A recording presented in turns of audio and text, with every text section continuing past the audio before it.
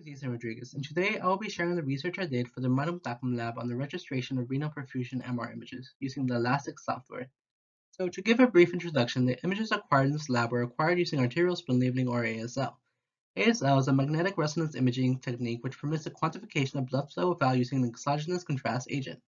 In particular, a quantitative assessment of kidney perfusion is of interest for properly characterizing renal function integrity and impairment in various pathologies, such as chronic kidney disease and renal cancer.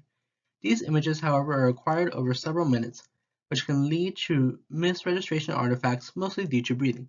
But we can use image registration to increase image resolution, quality, and thus enhancing the signal-to-noise ratio of the image through suppression of the background noise and motion artifacts prevalent in these images.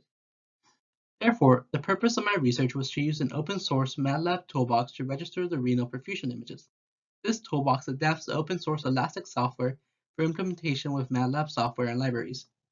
The objective during this project were to use the MATLAB toolbox to create a code that can register the control and label images, to average the registered images and subtract the averages to acquire a renal perfusion image, and to compare the resulting perfusion image acquired with registration with a negative control perfusion image to qualify the advantages of image registration.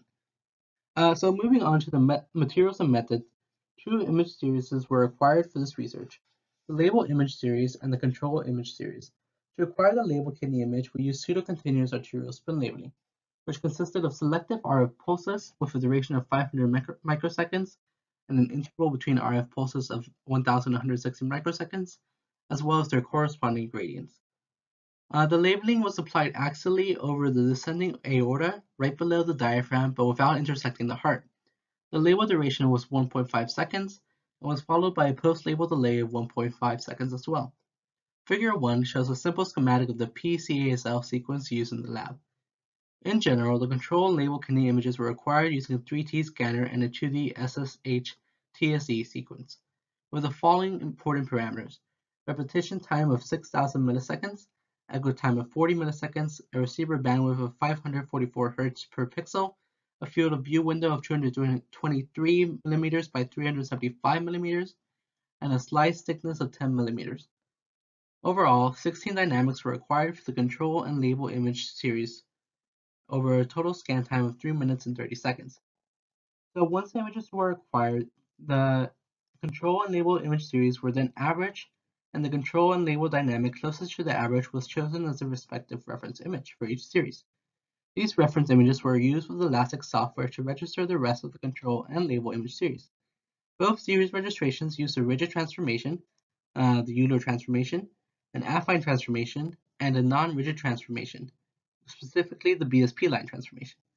The two series registrations use the same parameter files for the transformations, but a few important parameters specified include an alpha of 0.6, 32 histogram bins, a maximum number of iterations of 1,000, and the number of spatial samples was set to 2,000.